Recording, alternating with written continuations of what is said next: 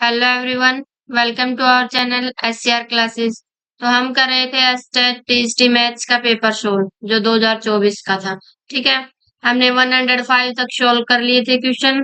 तो next question है, देखो नेक्स्ट क्या है। The volume of a solid cylinder is 448 pi centimetre की cube and height 7 centimetre. What is its lateral surface area. हमें क्या गिवन है, सिलेंडर का वॉल्यूम गिवन है। ठीक है, तो हमें पता है कि सिलेंडर जो है किस शेप का होता है, ऐसे कुछ होता है।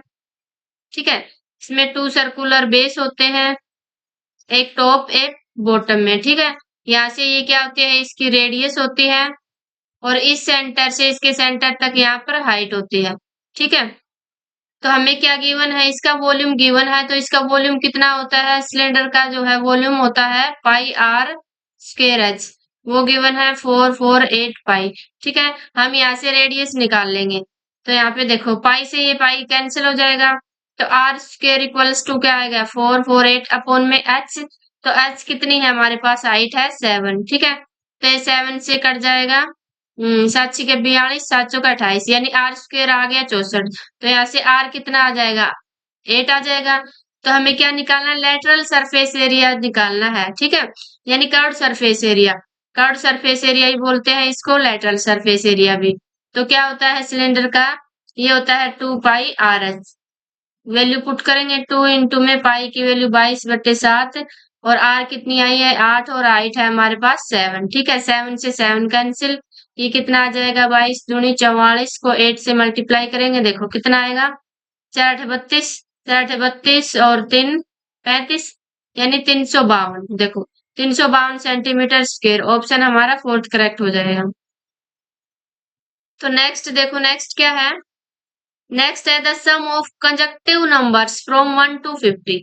हमें क्या निकालना है, 1 से 50 तक के नंबर्स का सम निकालना है। ठीक है, 1 2 3 अप टू 50 तक। ये क्या है, नेचुरल नंबर। हमें पता है कि जो 1 से लेके n तक नेचुरल नंबर का सम कितना होता है, n into n plus 1 upon में 2 होता है। ठीक है, अगर स्क्वायर का निकालना हो तो क्या होगा, अगर इनके स्क्वायर का यानी 1 का स्क्वायर 2 का स्क्वायर अप टू n का स्क्वायर इनका निकालना हो तो वो होता है n इंटू में n प्लस 1 इंटू में 2n प्लस 1 अपॉन में 6 होता है। अगर स्क्वायर की जगह क्यूब आ जाए तो वो क्या होता है, वो होता है n into n plus 1 upon में 2 और इसका स्क्वायर। ठीक है, तो हम निकालेंगे अब इनका सम निकालना है। तो क्या होता है, ये n into n plus 1 upon में 2, यानी कितनी संख्याएं हैं 50, और उससे नेक्स्ट 51 और 2 से डिवाइड कर देंगे। तो ये कितना आ जाएगा, 25 इंटू में 51। तो मल्टीप्लाई करेंगे कितना आ जाएगा, देखो 5 पच्चीस 5 125 और 127, यानी 1275। ऑप्शन नंबर सेकंड करेक्ट हो जाएगा। नेक्स्ट देखो क्या है, a shopkeeper marks a product at रुपए 3750, he sells it at 20% discount and still makes a profit of रुपए 250। What is the difference between mark price and cost price। क्या करता है, एक शॉपकीपर जो है एक प्रोडक्ट का जो मार्क प्राइस वो क्या रखता है 3750। ठीक है, यानी इसका मार्क प्राइस है कितना है 3750। वो उसको 20% डिस्काउंट पे बेच देता है, फिर भी उसको बेनिफिट होता है यानी प्रॉफिट होता है कितने का 250 का। तो हमें क्या निकालना है, डिफरेंस निकालना है किसके बीच, मार्क प्राइस और कॉस्ट प्राइस के बीच।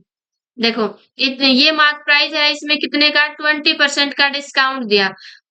तो 20% का डिस्काउंट दिया तो कितना हो जाएगा इसका, देखो 20% 3750 का 20% कितना हो जाएगा 25 जा 5 से कितना हो जाएगा 5 7 35 पापा 25, यानी 750 का डिस्काउंट हो जाएगा।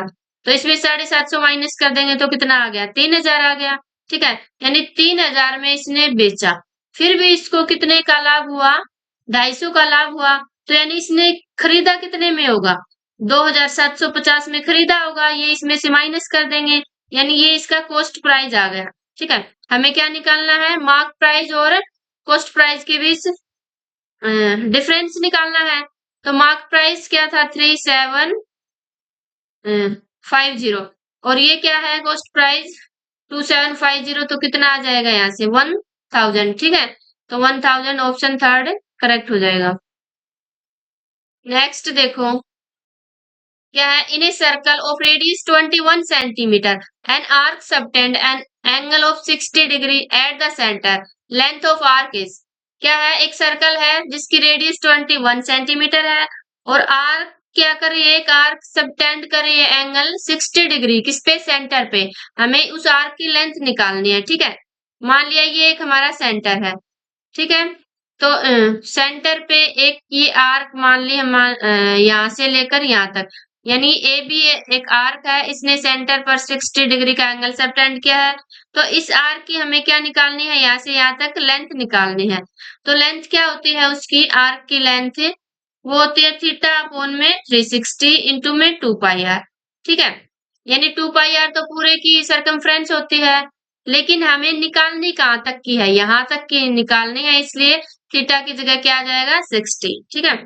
तो थीटा क्या है 60 अपॉन में 360 इंटू में 2 पाई आर, 2 इंटू में पाई कितना है 22/7 इंटू में आर, आर है 21, ठीक है। ये 60 से 6 पे कैंसिल हो जाएगा, 7 या 21, 3 दूनी 6, 6 से 6 कितना आ गया 22, ठीक है। 22 सेंटीमीटर आ गई किसकी लेंथ, आर्क की लेंथ। नेक्स्ट देखो क्या है, द हाईएस्ट कॉमन फैक्टर यानी एचसीएफ किसका, 24 30 54 का क्या होगा, हमें एचसीएफ निकालना है, ठीक है। तो एचसीएफ क्या होता है, जो कॉमन फैक्टर होता है तीनों का, यानी 3 है तो तीनों का, और वो क्या होना चाहिए हाईएस्ट। हम 2 से डिवाइड करके देखते हैं इनको, तो 2 से ये तीनों क्या हो रहे हैं, डिवाइड हो रहे हैं, ठीक है। 3 से 3 से भी सारे डिवाइड हो रहे हैं, 5 से नहीं होगा, 30 30 हो रहा है, तो ये तो होगा नहीं। अब 6 को भी देख लेते हैं क्योंकि हाईएस्ट निकालना है ना। तो 6 से देखो, ये 6 4 जा, ये 5 पे चला जाएगा और ये 9 पे, तो यानी 6 आ रहा है। 2 और 3 से भी हो रहा है, लेकिन 2 और 3 नहीं लेंगे क्योंकि हाईएस्ट होना चाहिए कॉमन फैक्टर, इसलिए 6 आ जाएगा हमारा आंसर। नेक्स्ट क्या है, the diameter of A right circular cone is 8 centimetre and its volume is, what is it's side. हमें क्या है, सर्कुलर कोन का जो है डायमीटर गिवन है और वॉल्यूम गिवन है। कोन कैसा होता है, कोन ऐसे होता है आइसक्रीम शेप का, ठीक है, मेरे से अच्छा नहीं बना। ये यहाँ पे इसकी रेडियस होती है और यहाँ से यहाँ तक हाइट, और ये क्या होती है इसकी स्लैंट हाइट यानी एल। तो हमें इसका वॉल्यूम गिवन है, तो वॉल्यूम कितना होता है, कोन का वॉल्यूम ये होता है 1/3 पाई आर स्क्वायर एच, ठीक है, ये वॉल्यूम होता है।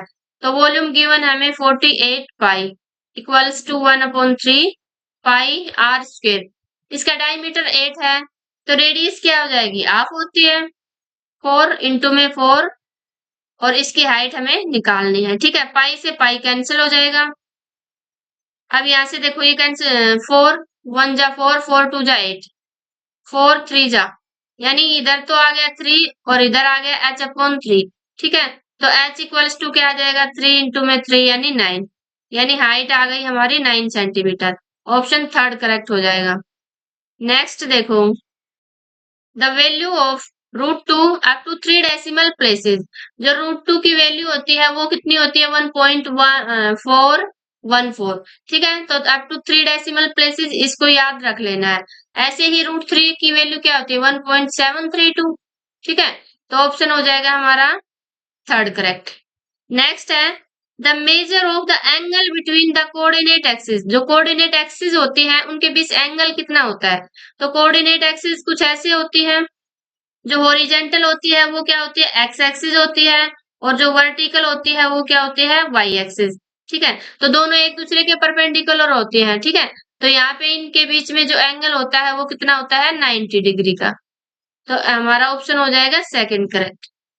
नेक्स्ट देखो क्या है, two numbers are chosen from the first 50 natural numbers. What is the probability of both the numbers being prime? देखो, जो फर्स्ट 50 नंबर है उनमें से 2 नंबर हमें चूज करने हैं, तो इसकी प्रोबेबिलिटी क्या होगी कि वे दोनों चूजन नंबर क्या हो प्राइम नंबर हो। तो 1 से 50 तक प्राइम कितने होते हैं, देखो 1 से 50 तक प्राइम कौन कौन से होते हैं? 2 होता है प्राइम, 3, 5, 7, फिर 11 होता है, 13 होता है, 17, 19, 23, 25 नहीं होता, 6, 7, 8, 29 होता है, 31, 34 नहीं होता, 37 होता है, 38, 39 नहीं होता, 41, 43, आगे 46 भी नहीं होता, 47 होता है, 48, 49 भी नहीं होता। ठीक है, ये होते हैं, देखो कितने हो गए, 1 2 15 होते हैं, हम काउंट कर लेते हैं। 1 2 3 4 5 6 7 8 9 10 11 12 13 14 15। ठीक है, यानी 1 से लेकर 50 तक प्राइम नंबर कितने होते हैं? 15। और जो 1 से लेकर 100 तक होते हैं 10, यानी 1 to 100 कितने होते हैं? टोटल 25 प्राइम नंबर्स होते हैं। तो हमें क्या करना है? 50 में से 2 नंबर चूज करने हैं। ठीक है, तो नीचे तो आ जाएगा 50 C2, और ऊपर जो है वो नंबर क्या हो, दोनों प्राइम हो। तो प्राइम कितने हैं? 15 है। तो इन्हीं में से दोनों नंबर चूज करने हैं, तो ये हमारी प्रोबेबिलिटी आ जाएगी। अब कॉम्बिनेशन कैसे निकालते हैं? ये एनसीआर है। तो देखो एनसीआर इक्वल्स टू क्या होता है? एन फैक्टोरियल अपॉन में n minus r factorial into में आर फैक्टोरियल। तो यहाँ से देखो 50 C2 कितना आ जाएगा? ये आ जाएगा 50 इंटू में 40 इंटू में 30 फैक्टोरियल लिख सकते हैं इसको। ऐसे ही 50 माइनस 2 यानी n माइनस आर 13 फैक्टोरियल हो जाएगा, और बाद में 2 फैक्टोरियल, तो 2 ही आता है। तो यहाँ से 13 से ये 13 कट जाएगा, ये आ जाएगा 2 7 जा, यानी 15 7 जा 105। ये आ गया 105 ऊपर वाला। अब हम 50 C2 निकालते हैं, तो ये कितना आएगा? देखो 50 इंटू में 49 इंटू में 48 फैक्टोरियल, नीचे 50 माइनस 2 48 फैक्टोरियल, इंटू में 2 फैक्टोरियल का 2 ही आएगा, 48 फैक्टोरियल से कैंसिल हो जाएगा, यहाँ से 2 25 पे। तो 25 पे कितना आ जाएगा? मल्टीप्लाई करेंगे इसको, तो देखो देखते हैं मल्टीप्लाई करके। 49 को 25 से करना है, 5 9 जा 45, चौका 20, 24, 8 9। ठीक है, तो ये आ गया हमारा 5 2 11 12, यानी 1225 आ गया। तो ऊपर वाला आया हमारा 105। ठीक है, 105 और नीचे 1225। तो किससे कैंसिल हो जाएगा? देखो 5 से करके देखते हैं। 5 2 जा 10, 5 1 जा 5 2 जा 10, 5 4 जा 20, और 5 5 जा 25, यानी 21 अपॉन में कितना आ गया? 21 अपॉन में 245। देखो किस ऑप्शन में है? ऑप्शन थर्ड में है। ऑप्शन थर्ड हमारा करेक्ट हो जाएगा। नेक्स्ट देखो क्या है? If theta is an acute angle and tan theta plus में कोट थीटा इक्वल्स टू 2 है, then the value of tan की 5 थीटा, कोट की टेन थीटा इक्वल्स टू क्या होगा? यानी थीटा है एक्यूट एंगल, यानी थीटा जो है लेस देन 90 है। तो अगर टेन थीटा और कोट थीटा इक्वल्स टू 2 है, तो 2 कब होगा? टेन थीटा 1 हो या कोट थीटा भी 1 हो, दोनों 1 हो तभी 2 आ सकता है। तो टेन थीटा 1 कहाँ पे होता है? टेन थीटा किस पे 1 होता है? ये होता है टेन 45 पे, यानी थीटा हमारा क्या आ गया? 45 डिग्री।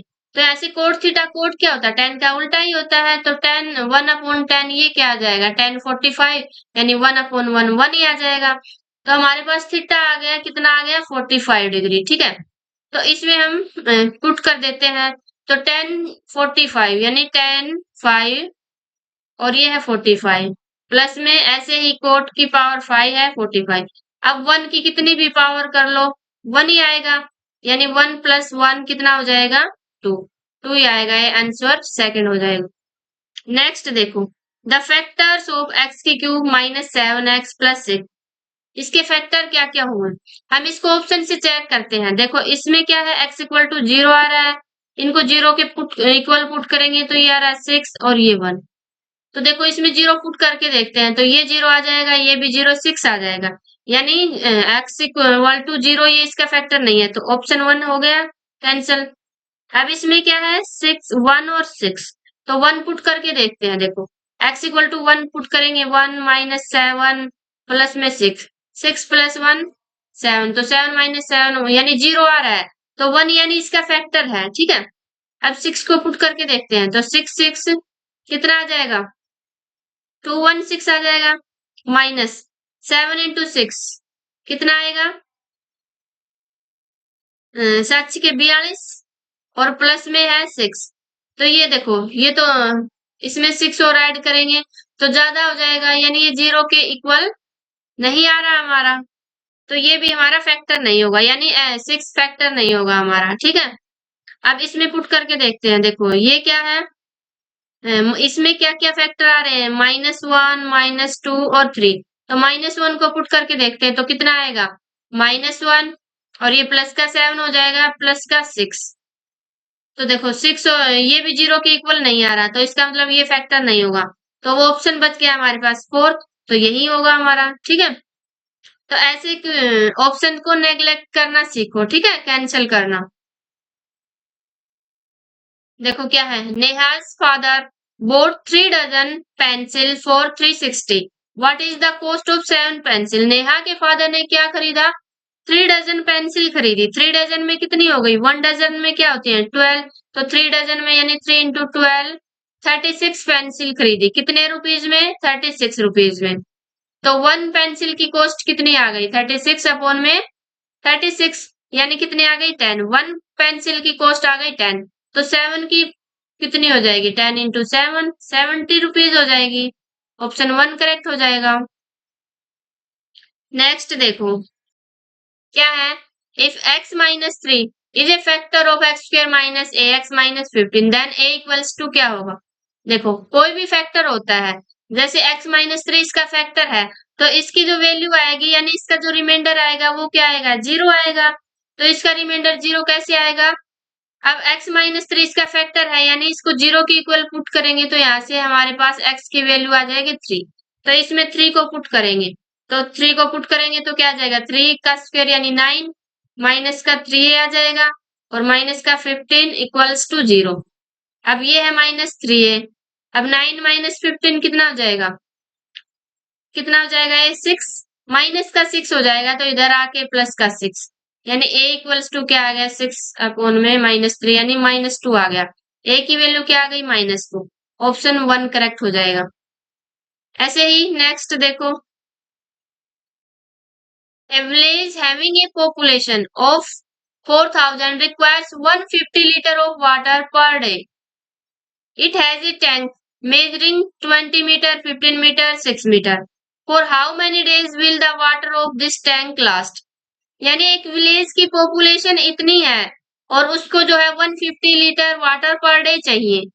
अगर यहाँ पे क्या है, एक टैंक है जिसकी जो कैपेसिटी है वो इतनी है, तो कितने दिन तक वो पानी जो है चलेगा, ठीक है। तो यानी टैंक की कैपेसिटी कितनी है, 20 मीटर, 20 इंटू में 15 इंटू में 6, ये हो जाएगा मीटर की क्यूब। तो अब हमें इसको किस में, लीटर में कन्वर्ट करना पड़ेगा, तो 1 मीटर की क्यूब इक्वल्स टू होता है 1000 लीटर, ठीक है। तो यहाँ इसको 1000 से मल्टीप्लाई कर देंगे, अपॉन में क्या आ जाएगा, कितनी पॉपुलेशन है 4000 और पर डे कितना 150 क्या चाहिए, वाटर चाहिए, ठीक है। तो यहाँ से देखो 3 जीरो से 3 जीरो कैंसिल, 1 जीरो से 1 जीरो, 15 से 15, 2 2 जा 2 3 जा, यानी आंसर आ गया हमारा 3, ठीक है। 3 डेज तक ये क्या चलेगा, पानी चलेगा। नेक्स्ट देखो क्या है, इफ 1 की क्यूब, 2 की क्यूब, 3 की क्यूब अप टू 6 तक इसकी क्यूब का स्क्वायर सम क्या है 441, तो हमें क्या निकालना है, वैल्यू निकालनी है 2 की क्यूब प्लस 4 की क्यूब की, ठीक है। तो हम इसी का यूज करते हुए इसकी वैल्यू निकालेंगे। देखो 2 की क्यूब प्लस 4 की क्यूब, इसको कैसे लिख सकते हैं हम, इसको ऐसे लिख सकते हैं 2 की क्यूब और 4 की क्यूब को ऐसे लिख सकते हैं 2 की क्यूब इंटू में 2 की क्यूब। 6 की क्यूब को क्या लिख सकते हैं, 2 की क्यूब इंटू में 3 की क्यूब। ऐसे ही 8 की क्यूब को क्या लिख सकते हैं हम, 2 की क्यूब इंटू में 4 की क्यूब, ठीक है। तो ऐसे इनको भी लिख सकते हैं, तो यहाँ से हमारे पास 2 की क्यूब देखो कॉमन आ रहा है, इसमें सभी में 2 की क्यूब कॉमन आ रहा है, तो अंदर क्या बच जाएगा, अंदर बच जाएगा 1 की क्यूब, 2 की क्यूब, 3 की क्यूब अप टू 6 तक, ठीक है। तो अंदर हमारा बच जाएगा 2 की क्यूब और 1 की क्यूब प्लस में 2 की क्यूब, 3 की, 4 की, 5 की प्लस में 6 की। तो टी की क्यूब क्या होता है 8 इंटू में इसकी वैल्यू क्या है हमारे पास 4 4 1, तो कितना आ जाएगा 8 1 जा 8, 32, 32 और 3 35, कितना आ गया 35 28, यानी ऑप्शन 1 हमारा करेक्ट हो जाएगा। तो जो नेक्स्ट इसके क्वेश्चन है वो हम नेक्स्ट वीडियो में करेंगे।